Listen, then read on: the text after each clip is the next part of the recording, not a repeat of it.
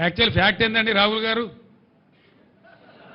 Fact is honestly telling, గోదావరిలో వచ్చే వరద మామూలుగా ఉండదండి.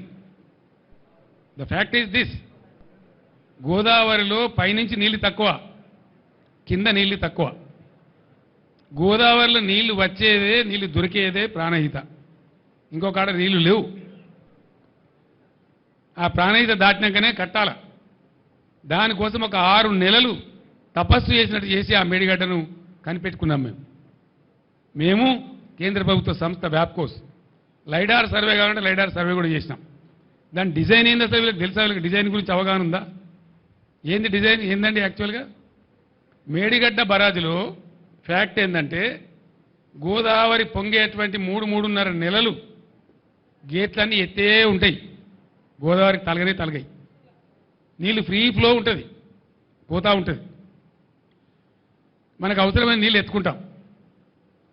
అందుకే కన్నెపల్లి దగ్గర పంప్ హౌస్, లక్ష్మీ బరాజ్ యొక్క పంప్ హౌస్ కన్నెపల్లి దగ్గర పెట్టిన తెలివితక్కువతో పెట్టలే. మేడిగడ్డ బరాజ్ అవసరం లేకుండానే నీళ్ళు ఎత్తుకునే అవకాశం ఉంటుంది అక్కడ. ఆ పాయింట్ పట్టుకున్నదే అందుకు. అక్కడి నుంచి నందిమేడారంకు, అంటే మీది బరాజులకు వచ్చి నందిమేడారంకు, మేడారం నుంచి గాయత్రి పంప్ హౌస్కు, గాయత్రి నుంచి వరద కాలువ ద్వారా మిడ్మానేరుకు, మిడ్మానేరు ద్వారా ఎల్ఎండికి, మిడ్మానేరు ద్వారా మలన్న సాగర్కు, మిడ్మానేరు ద్వారా పైకి ఎస్ఆర్ఎస్పికి, ఎటు అవసరం ఉంటే అటు వాడుకునే విధంగా మిడ్మానేరును ఒక ఖజానా చేసినాం. గోదావరిలో నీళ్ళు ఎత్తడానికి మేడిగడ్డ బ్యారేజే అవసరం లేదు, కానీ ఎప్పుడు అవసరం పడుతుంది? అది టాక్టికల్ అప్రోచ్. 25 వేల క్యూసెక్ల ప్రవాహం స్టార్ట్ అయిందంటే గోదావరిలో జూన్ ఎండుకు ఆ గేట్లన్నీ ఎత్తేస్తామండి. అసలు బ్యారేజీలో నీళ్ళు ఆపరు. ఎప్పుడు ఆపుతారు?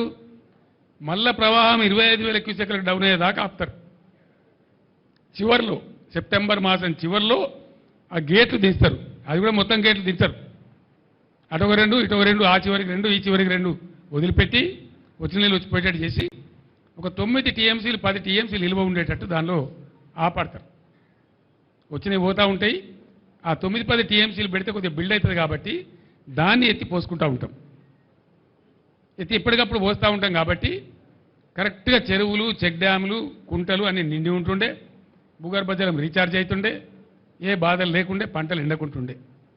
మే నెల తర్వాత కూడా మత్తలు దుంకిన చెరువులు కారణం ఏంది? తెలివిగా దాన్ని ఏ టైంలో ఎత్తిపోయానో ఆ టైంలో ఇంజనీర్ల ద్వారా ఎత్తించినాం. కాబట్టి నేను మాట్లాడిన నిన్న మొన్న ఇంజనీర్లకు, ఏమైందిరా ఈ సన్నాసులకు తెలివి లేకపోతే మీ తెలివి ఏం వచ్చింది, ఎందుకు ఎత్తలేదు నీళ్ళు అంటే, సార్ మమ్మల్ని నిరోధించిండ్రు అని ఏదో ఉన్న తోకమట్ట అని చెప్పి ఉన్న మీదున్న బ్యారేజీల నీళ్ళు కూడా వదిలేసిరు కావాలని చెప్పి, వీళ్ళు తెలివి తక్కువతనం మేము ఏం చేస్తాం సార్ అని చెప్పారు నాకు ఇంజనీర్లే.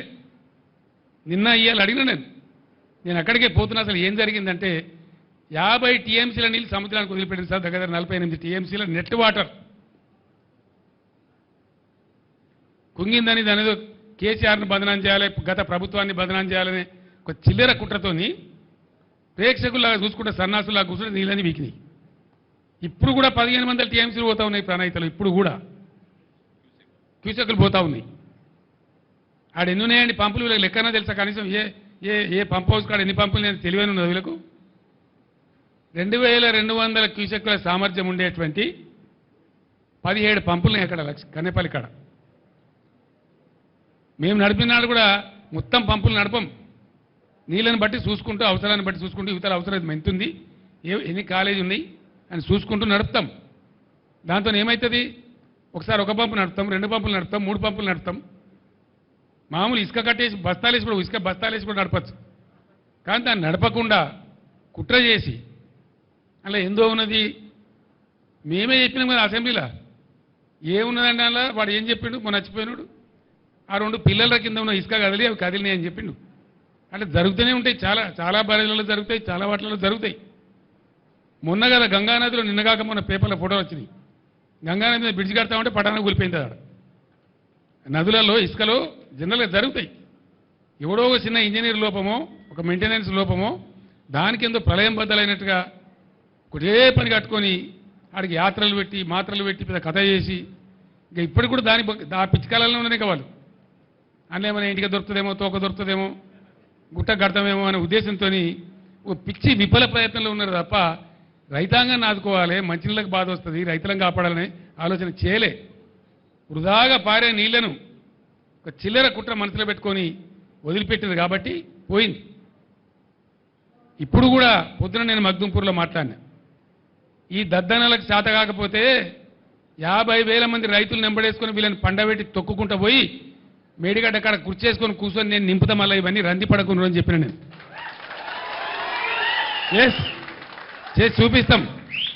చేసి చూపిస్తాం. గోదావరిలో నీళ్ల ప్రవాహం మొదలైన తర్వాత బరాయితో సంబంధం లేకుండా నీళ్ళు లేపచ్చు. మళ్ళా మిడ్ మానేరు కలకల్లాడుతుంది, లోయర్ మానేరు కలకల్లాడుతుంది. తక్కువ పడితే ఎస్ఆర్ఎస్పీకి ఇయ్యచ్చు. ఎత్తాల నీళ్ళు ఇప్పుడు ఈ ప్రభుత్వం ఇది దీని పేరు చెప్పి దాని పేరు చెప్పి ప్రజల నోట్లో మట్టి కొడతామంటే ఇక చూస్తూ కూర్చోం. మనం కొత్తగా ఎలక్షన్ తర్వాత కాబట్టి కూర్చున్నాం, మౌనం పట్టాం.